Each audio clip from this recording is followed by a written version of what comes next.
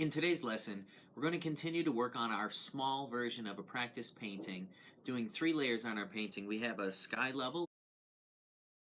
Today we're going to focus on the clouds, and then later on we're going to look at how to do the silhouette. Okay. Now keep in mind we're doing a very small scale here, but the end goal is to create a much larger painting as a result. So let's have a look at some of the supplies we're going to be needing today. We're going to be using a palette, and I've grabbed a few colors that are going to contrast the painting that I've already begun. I did this one with blues, whites, and violets, so the clouds that I add on with whites, reds, and yellows are going to contrast nicely. I've got some newspaper set down. This is going to serve multiple purposes for us today. One, to try to prevent a mess from getting on the tabletops, okay?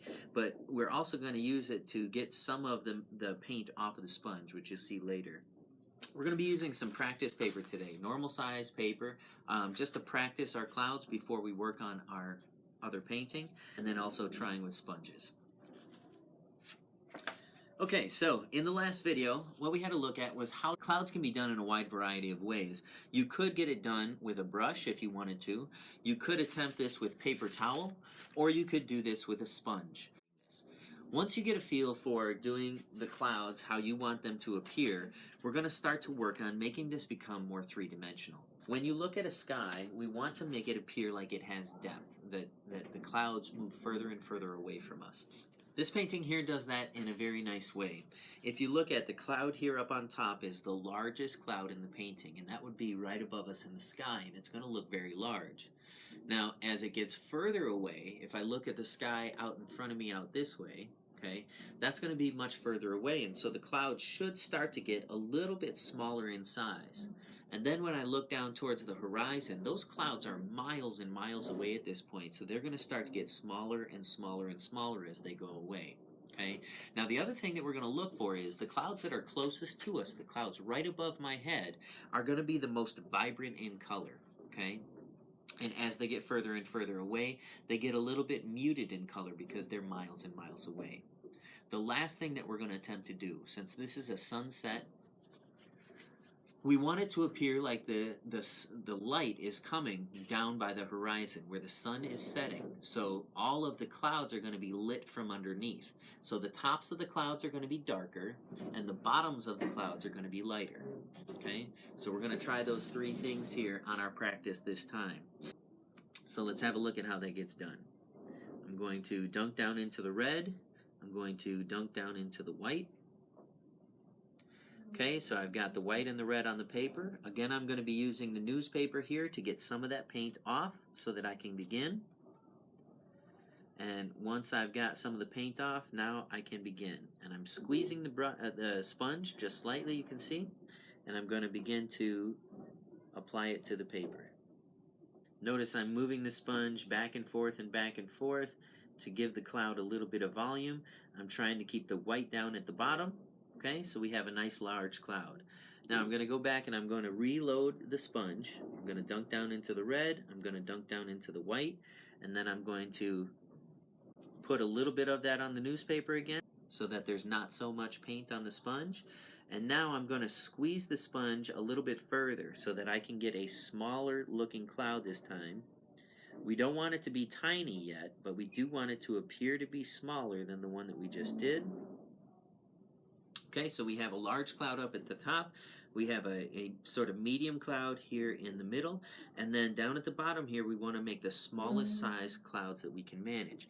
So I'm going to go back in, I'm going to dunk into the paint again, get some red, we're going to dunk in and get some white.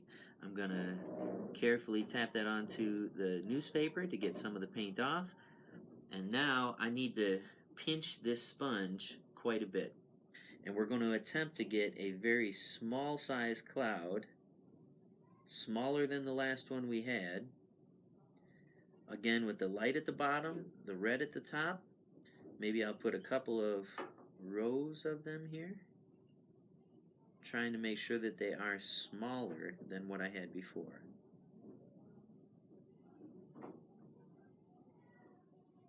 Now let's have a look at what some layering can do for us. I've used two very simple colors so far. It's just red and white, and it mixes into a little bit of pink. But we can take our sponge and actually layer some more colors in here to make it look even more well lit and more colorful. So I'm going to take just yellow this time, just yellow. I'm going to touch down onto the newspaper again to try to get some of the yellow off, and then I'm going to begin to touch into the cloud that I've already done and add little yellow highlights as if the sun is shining right off of this cloud, right on the underside of the cloud. So we've just added nice little highlights into there. So I'm going to go back into the yellow. We'll grab a little bit more yellow, touch on the newspaper, get the paint off, and then I'm going to go and try to light up the bottom of this cloud as well. It already has the white at the bottom, so it already looks lighter, but this yellow is going to add a little glint of like sunshine. I'm going to pinch the sponge and try to get in here very carefully for these small, delicate rows. So we have another color that's been added in.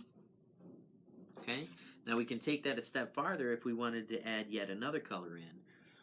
I could add a much darker color, something like a violet, that would go towards the top, and that will look like some shadow or darkness in the cloud. So we can dunk down into the purple a little bit. Tap it down onto the newspaper to get all that paint off, and now I'm going to lightly tap that color into the clouds here. Get a little bit of violet happening, some shadows happening into the cloud. And there we go. Now this practice better represents not only the cloud's texture, but it also represents the three-dimensionality of the space of your painting, with larger clouds towards the top, medium, and smaller as they get further down on the page, and then we have them darker at the top and lighter at the bottom, making it look like the sunlight is coming up to hit the bottom of the clouds. Once you've had a good go at this and you practiced it, and you have a very good feeling on how the clouds work, then it's time to take this onto your practice painting.